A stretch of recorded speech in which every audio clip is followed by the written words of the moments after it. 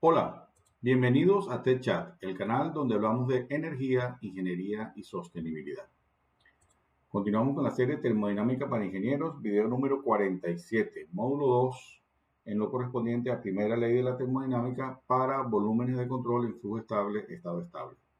Bien, les traigo el último ejercicio que voy a hacer por ahora de esta serie correspondiente a flujo estable, estado estable.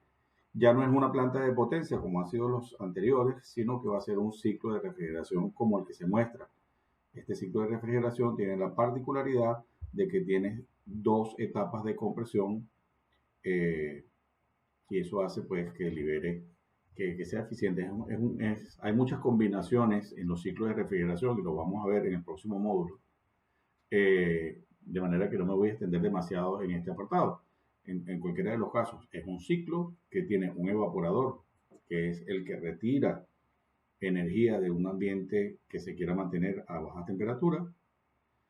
Y por la parte de arriba tiene el condensador, que es donde se disipa todo el calor que se ha removido y el efecto de compresión.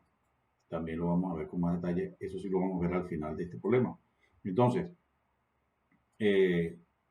este es un ejercicio particularmente interesante porque los datos que da el enunciado son los datos que normalmente ustedes como ingenieros podrían medir. ¿Ok? Entonces, me gusta mucho este ejercicio porque involucra todos los conceptos necesarios para poder abordar un ejercicio del que no se disponen datos.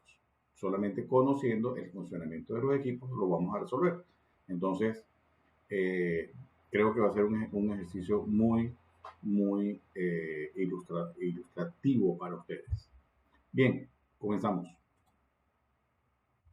A continuación se muestra el esquema de una máquina refrigeradora a dos etapas de compresión, la cual opera con refrigerante 134A. En el ciclo solo se han podido medir las temperaturas en algunos puntos y la calidad en otros. Ver cuadro anexo. El calor extraído en el evaporador es de 67.144225 kilovatios y el flujo másico a través del mismo es de 0,5 kilogramos segundos. Determine presión en el evaporador, mezclador y condensador respectivamente, potencia consumida por los compresores 1 y 2 y calor rechazado en el condensador. Adicionalmente nos dicen que despreciemos los cambios de energía cinética y potencial en todos los puntos del ciclo. Bien, primero destacar que es un ciclo de refrigeración que utiliza refrigerante 134A. Les recuerdo que los refrigerantes, que son los elementos fluorocarbonados, el que antes existía, o el más importante de los que se creó al principio, fue el refrigerante, le llamaban Freon 12, después le llamaron refrigerante 12, y por su impacto en la capa de ozono se retiró y se sustituyó por este refrigerante 134A, que es menos activo. ¿Ok? Entonces, eso lo primero.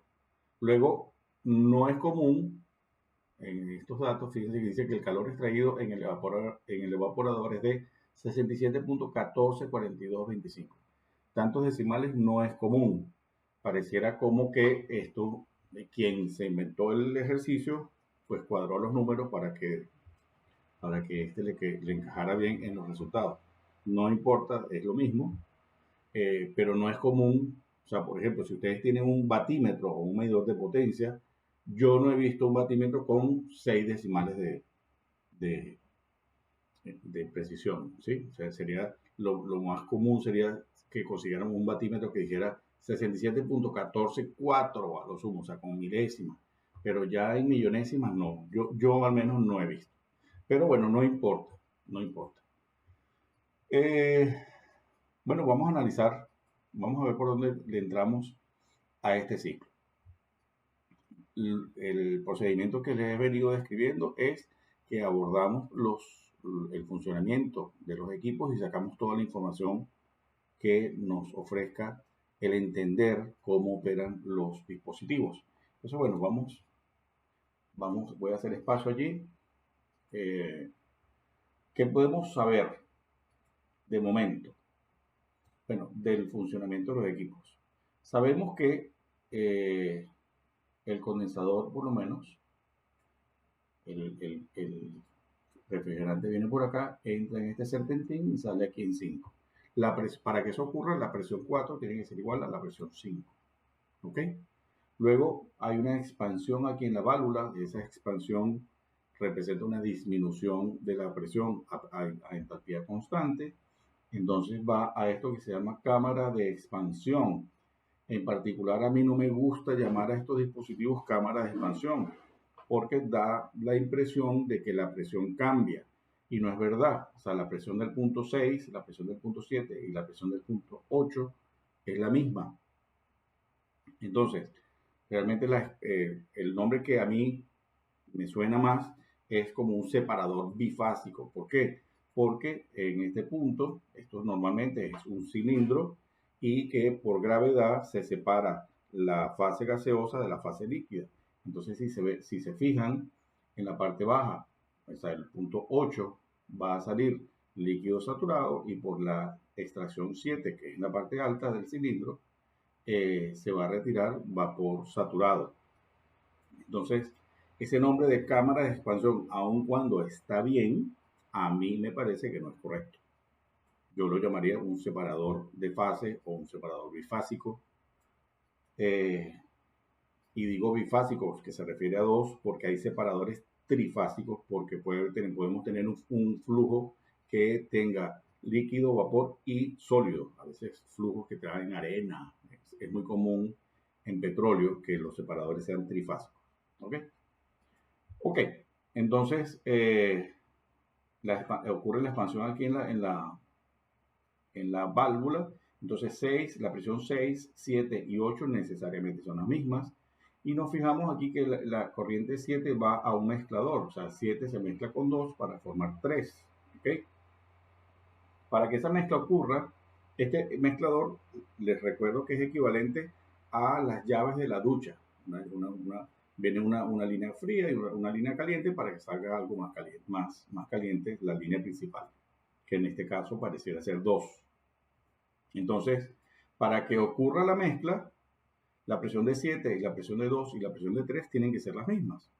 Entonces, la presión 6, 7 y 8, que corresponden a la cámara de expansión, la voy a llamar cámara de expansión por respeto al enunciado, y la presión 2 y 3 tienen necesariamente que ser iguales. Y eso sería otro nivel de presión. Luego me voy aquí por 8 y voy a la válvula, a esta válvula que la bautizaron como válvula 1, y aquí ocurre una expansión de manera isentálpica. ¿Ok? Entonces aquí hay una disminución de la presión y el flujo que viene acá por 9, al igual que el flujo que iba por 4, pasa por un serpentín y sale en 1. Y eso lo va a hacer a presión constante. ¿Ok? Entonces la presión 9 y la presión 1 tienen que ser iguales. Fíjense, entonces no tenemos los valores de la presión, pero ya sabemos cómo funciona. Entonces con esta información podemos intentar construir el diagrama presión-volumen específico de manera que descifremos cómo opera este ciclo. Entonces, voy a hacer un diagrama presión-volumen específico con 3 niveles de presión. ¿Ok? ¿Cuál de las 3 es más baja y cuál es más alta? Bueno, vamos a analizarlo por un momento. En las válvulas disminuye la presión a la salida. Luego la presión 9 es menor que la presión 8. ¿Ok? Eso es una forma de interpretarlo. También podríamos interpretarlo que en el compresor se eleva la presión del flujo. Luego la presión 1 necesariamente tiene que ser menor que la presión 2, porque la función del compresor es elevar la presión de los gases. Entonces, la presión 1, que es la misma presión 9, es más baja que la presión 2, que es la presión del mezclador. Todo este grupo aquí intermedio opera a la misma presión y luego viene aquí, o sea que esta sería la presión intermedia, y luego pasa por el compresor. La línea viene en la línea 3, pasa al compresor y el compresor le eleva la presión a ese gas para llegar a 4. Luego, la presión 4 es la presión más alta, este grupo de presiones es la presión intermedia y la presión más baja es esta 9 y 11, que son las mismas. ¿Ok? Entonces, ¿por dónde voy a comenzar? Bueno, voy a comenzar por donde tengo información. Del punto 1, me dice la tabla que el título o calidad es 1. Luego yo puedo asegurar que este punto aquí, el punto de la presión más baja en la zona de vapor saturado, corresponde al punto 1. ¿Sí? Aquí pongo los niveles de presión. Entonces, este punto corresponde al punto 1 que pasa por el compresor, lo comprime. Fíjense que la pendiente del proceso de 1 a 2, yo la hago una pendiente positiva. ¿Ok? Perdón, una pendiente negativa. ¿Por qué? Porque la, el volumen específico en el compresor disminuye porque el flujo se comprime. ¿Ok? Entonces es lógico pensar que el volumen específico del el punto 2 es menor que el punto 1. Eso por un lado. Por otro lado, he dibujado o he representado el proceso entre 1 y 2 de manera punteada. ¿Por qué lo hago de manera punteada? Bueno, porque aquí, al igual que como les expliqué que ocurría en las turbinas y en las bombas, en el caso del compresor no tenemos una relación funcional que nos permita eh, representar en línea continua o conocer todos los estados termodinámicos del proceso que tiene lugar dentro del compresor. Entonces, como eso es así, esta línea necesariamente tiene que ser punteada.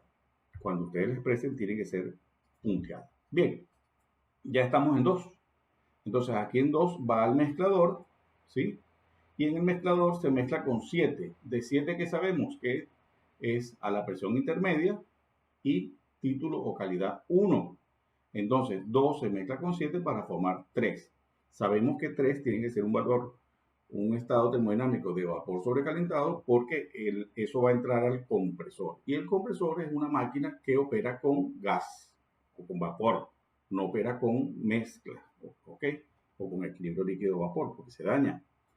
Entonces, el estado 7 y el estado 2, el estado 2 ya lo tengo aquí representado, el estado 3 va a ser un punto de vapor sobrecalentado, y el 7, aquí fíjense, lo estoy tomando de la presión intermedia del ciclo con título o calidad 1.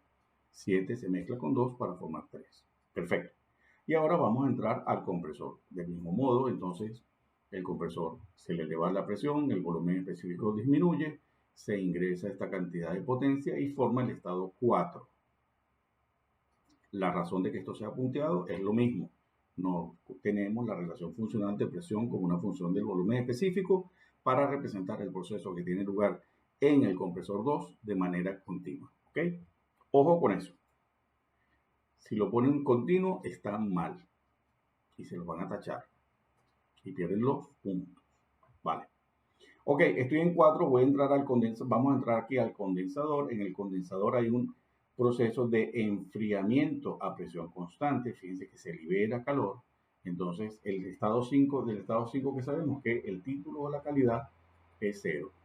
Ok, entonces podemos decir que 5 es el punto de líquido saturado, sale calor en el condensador. Bien, aquí viene un proceso que es nuevo para ustedes, o al menos yo no lo he explicado. Y es el proceso que tiene lugar en la válvula. La válvula es un proceso, ocurre que es un proceso isoentálpico y existen líneas de entalpía constante. En este momento yo no voy a abundar en cuanto a la forma y la pendiente de las líneas de entalpía constante. Como la entalpía es función de la temperatura, las isoentálpicas tienen la misma forma de las isotermas, solo que varía lo acusado de la pendiente. En este momento yo no voy a caer en si las isotermas son más inclinadas. Me quedo con que las isoentálpicas tienen esta forma, con la misma concavidad de las isotermas. Y me quedo allí. Cuando veamos segunda ley, estoy obligado a explicarles eso. Pero voy a tener más recursos para poderles explicar por qué es así, por qué la pendiente es como es. Entonces, en este momento nos basta con saber que tiene la misma concavidad de las isotermas y entonces el proceso es como lo estoy representando. ¿Por qué lo hago? ¿Por qué lo hago continuo? Porque yo sé que el proceso de 5 a 6, que ocurre a través de la válvula, es un proceso isoentálpico y las líneas isoentálpicas tienen esa forma. Bien, perfecto. Entonces, ya estamos en 6. Ya estamos en 6. ¿Y qué ocurre en 6? Va a lo que este enunciado llama cámara de expansión, que yo les he dicho que se llama, que me gusta más, separador bifásico. En todo caso, es un separador de fase. Separa la fase líquida del líquido saturado y de la fase de vapor saturado. Y lo hace de manera aprovechándose del efecto de la gravedad. La diferencia de densidad del líquido respecto del vapor hace que el vapor suba y el líquido baje. Más nada. Bien, entonces, en 6 se separa el flujo. Una parte va a 7 a presión constante, entonces 6 va a 7, y luego, por la parte baja, sale el líquido saturado, entonces forma el estado 8. Fíjense que el estado 8 va a entrar una válvula del mismo modo que la válvula 2, entonces el proceso que tiene lugar allí es una válvula, es un proceso isoentálpico que tiene esta forma y forma el estado 9. Entonces, del estado 9 es un proceso de calentamiento porque absorbe energía del medio ambiente que se quiere enfriar, absorbe esa energía y lo hace a presión constante. ¿Ok? Y ahí está. Y este es el ciclo. Entonces, ¿por qué es importante que hayamos hecho esto? Bueno, porque esto nos da muchísima información. De la información más notable es que, fíjense, por la expansión que ocurre en la válvula, podemos decir que el punto 9 está en la zona de equilibrio líquido-vapor.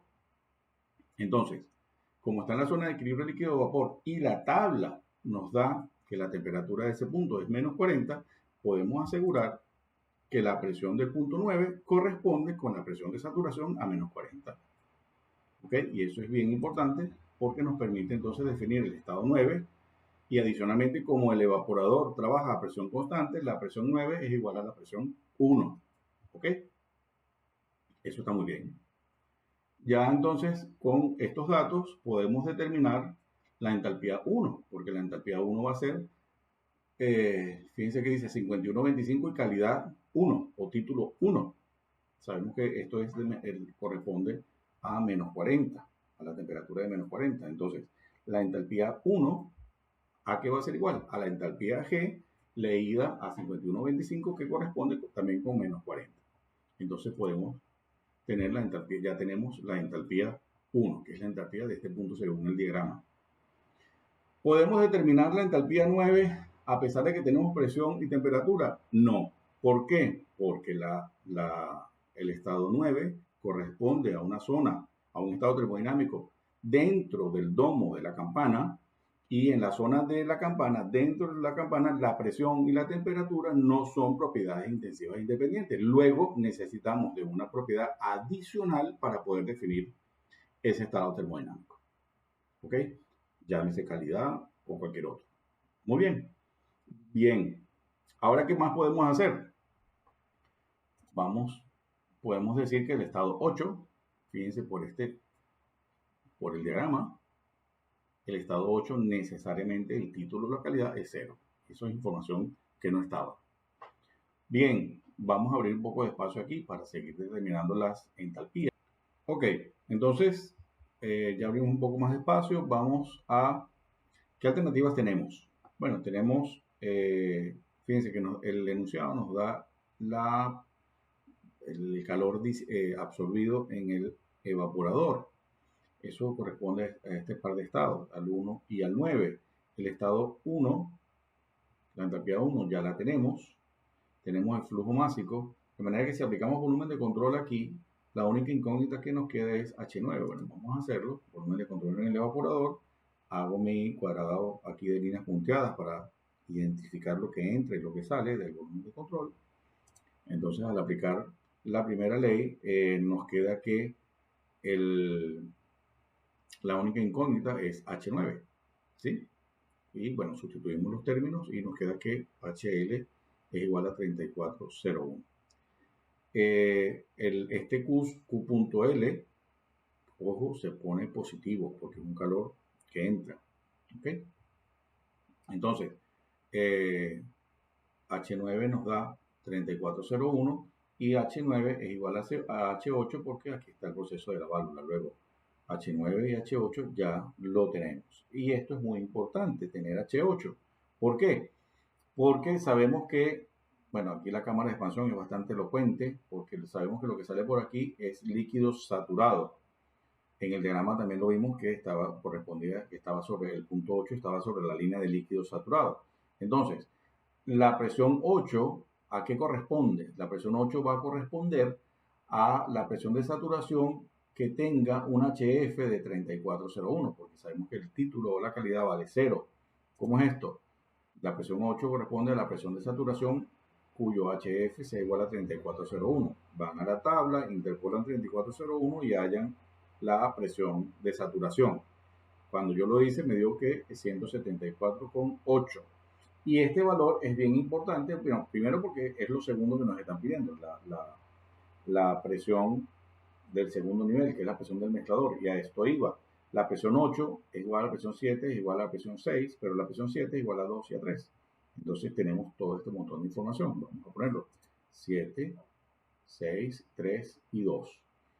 Bien, entonces ese es el segundo, lo segundo que nos están pidiendo, la presión del mezclador, 174,8. Y con este resultado, pues se nos abren, tenemos posibilidades de determinar varios estados. El estado 2, tenemos presión y tenemos temperatura y sabemos que es vapor sobrecalentado. Vamos a la tabla y leemos 270,7. El estado 3 corresponde a, tenemos presión y tenemos temperatura, pues podemos ir a la tabla y determinamos ese valor.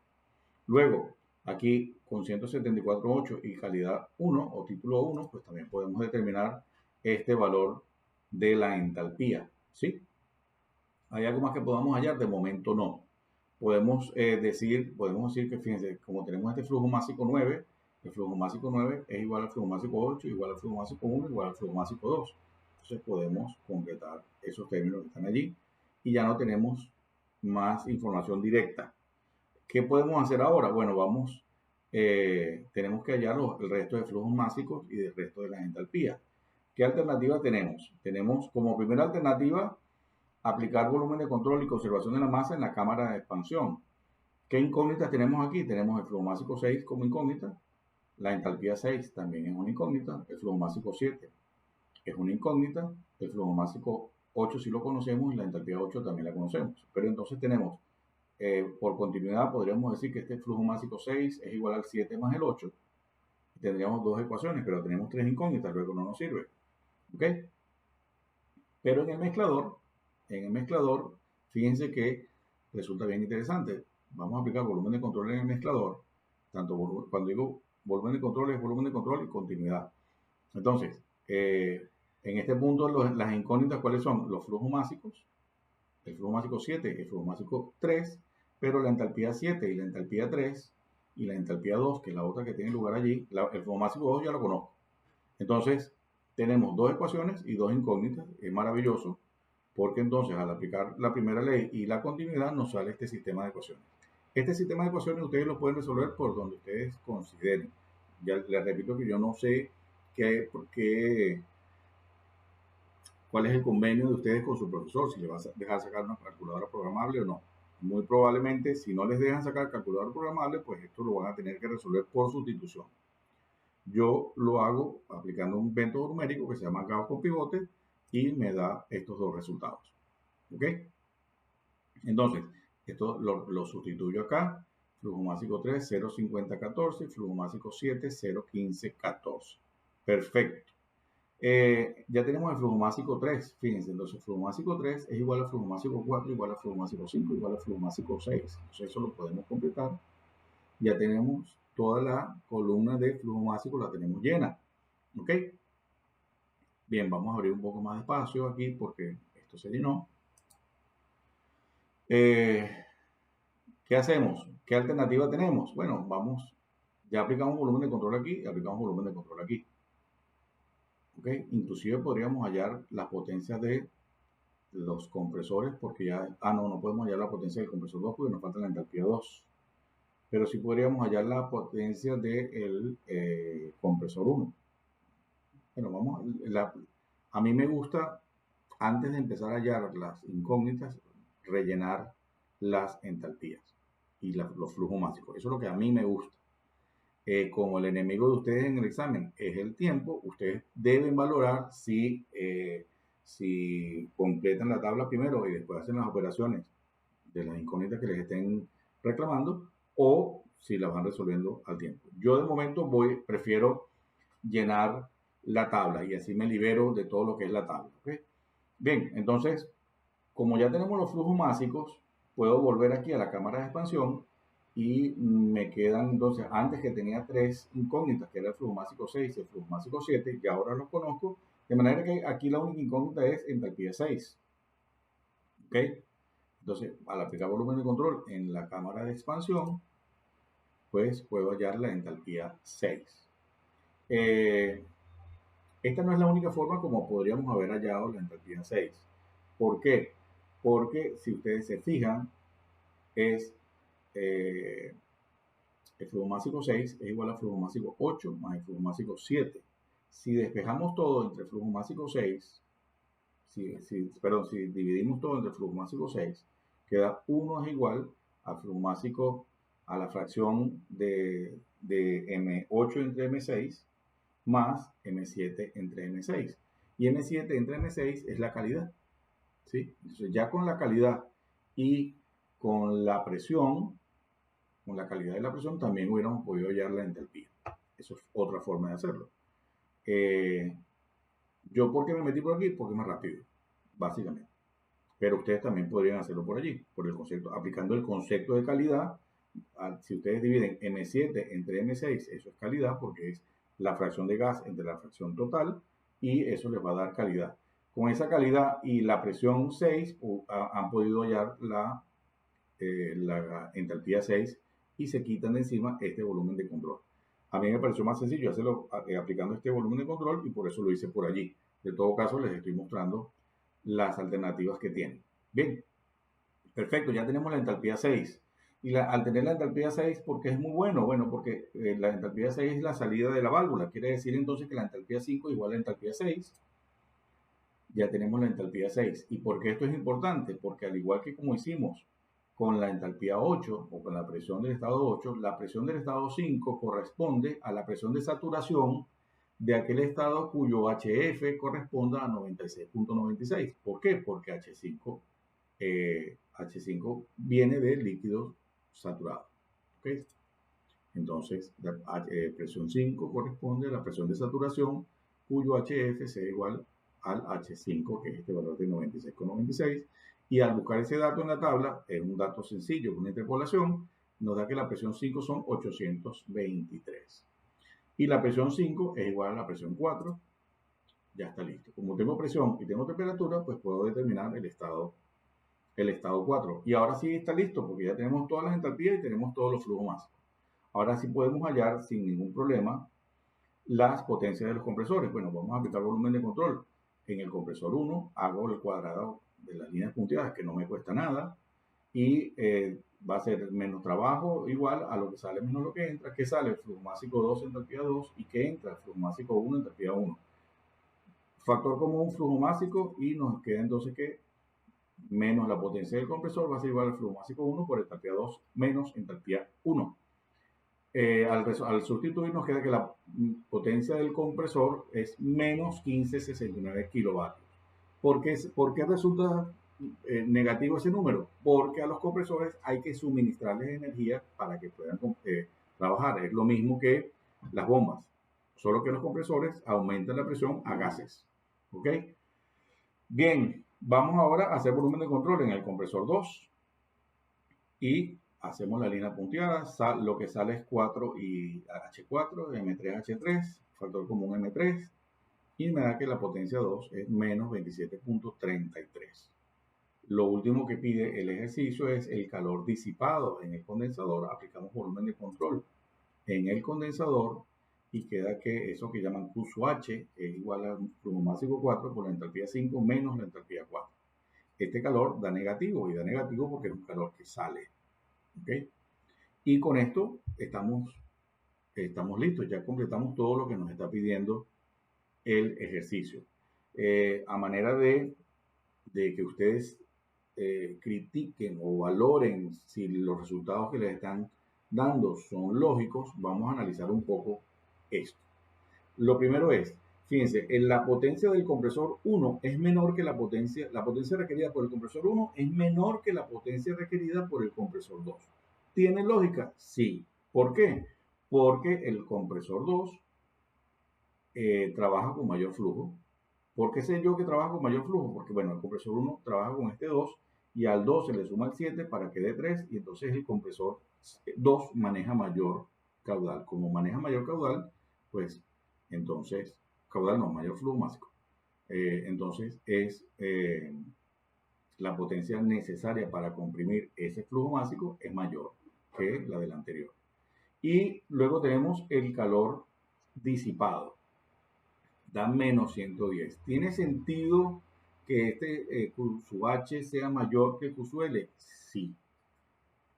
Cuando veamos la desigualdad de Clausius y el principio de Carnot, va a ser más fácil explicarlo. En este momento les puedo explicar que les puedo decir que si hiciéramos volumen de control en todo el ciclo, sería lo que entra menos lo que sale.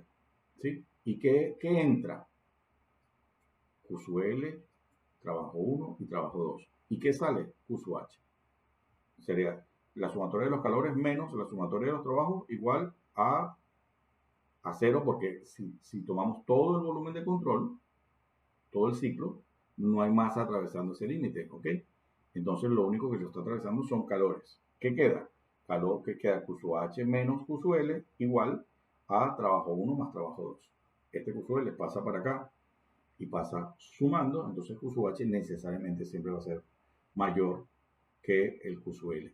¿Okay? Y sería el Q sub H corresponde a la sumatoria de los trabajos más el Q sub L. Entonces, que el Q sub H nos haya dado mayor en valor absoluto, estoy refiriendo no al signo. El signo lo único que nos dice es el sentido de la transferencia de energía. Entonces, tiene sentido y tiene lógica. Muy bien. Entonces, a manera de resumen, este es el diagrama presión-volumen específico. Si yo sin haber hecho el diagrama presión-volumen específico, me hubiera quedado muy difícil resolverlo, pero bueno, observando las presiones sin hacer el diagrama, probablemente también lo hubieran podido sacar. A mí me parece que es mucho más sencillo el análisis disponiendo de este gráfico. Nos piden presión del evaporador, presión del mezclador, condensador y todo. Está listo. Esto es todo lo que nos piden. Quiero mostrarles. Yo este ejercicio lo resolví, como les he dicho siempre, los cálculos yo los hago con el software que se llama EES. Este es el programa que yo escribo y estos son los resultados, ¿ok? Y son los que corresponden a lo que he puesto en la tabla. Bien, bueno, me voy a despedir de ustedes con una oración que dijo este señor Henry Ford, empresario y emprendedor estadounidense. Vivió desde 1863 a 1947. Un apasionado por la mecánica y en particular por los motores de combustión interna. Este caballero dijo lo siguiente: cualquiera que para de aprender se hace viejo, tanto si tiene 20 como 80 años. Cualquiera que sigue aprendiendo permanece joven. Esta es la grandeza de la vida. Yo coincido perfectamente al 100% con lo que dijo este caballero. Y para ser consistente, entonces, desde mi punto de vista, lo que les acabo de revelar es el misterio de la juventud eterna, ¿no? Porque si ustedes, a mi juicio, y coincido con el señor Henry Ford, en la medida que nosotros nos mantenemos aprendiendo, tenemos la posibilidad de mantener nuestra mente joven. Pretender mantener joven el cuerpo es muy difícil porque por cada respiración nos oxidamos y envejecemos. Entonces eso es una carrera que no vamos a vencer jamás. Pero si nos mantenemos aprendiendo, nos mantenemos jóvenes de cerebro y podemos hablar y podemos discutir con congruencia con todos, independientemente de las limitaciones que nos vaya poniendo el tiempo, porque se nos dañe el cuerpo, ¿no? Este chasis en el que andamos. Entonces, recuerden, no dejen de aprender. Bueno, si les ha gustado, denle like, compártanlo, activan las notificaciones y lo más importante, suscríbanse al canal que todavía tenemos mucho que aprender. Muchas gracias. Adiós.